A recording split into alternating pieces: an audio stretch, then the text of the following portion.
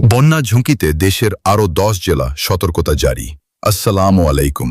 ঢাকার চোখের সর্বশেষ সংবাদে আপনাকে স্বাগতম। টানা কয়েকদিনের ভারী থেকে অতি ভারী বৃষ্টিতে দেশের বিভিন্ন অঞ্চলে বন্যা পরিস্থিতির আরও অবনতি হয়েছে। বর্তমানে 7টি জেলা বন্যা কবলিত থাকলেও নতুন করে আরও 10টি জেলা বন্যার ঝুঁকিতে রয়েছে।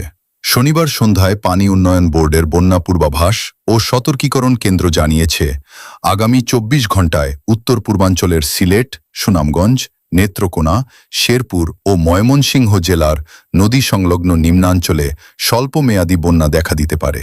একই সঙ্গে উত্তরাঞ্চলের নীলফামারী, লালমনিরহাট, রংপুর, কুড়িগ্রাম ও গাইবান্ধা জেলার নদী তীরবর্তী এলাকাগুলো বন্যার ঝুঁকিতে রয়েছে। তবে কিছুটা স্বস্তির খবরও রয়েছে। চট্টগ্রাম, বান্দরবান ও কক্সবাজারের সাঙ্গু ও মাতামুহুরী নদীর পানি আগামী 24 ঘণ্টায় ধীরে ধীরে কমতে পারে।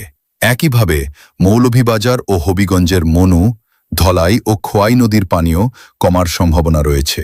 ফলে এসব অঞ্চলের বন্যা পরিস্থিতির ধীরে ধীরে উন্নতি হতে পারে। বর্তমানে চট্টগ্রাম, বান্দরবান, কক্সবাজার, হবিগঞ্জ, মৌলভীবাজার, সিলেট ও সুনামগঞ্জ জেলা বন্যা কবলিত রয়েছে।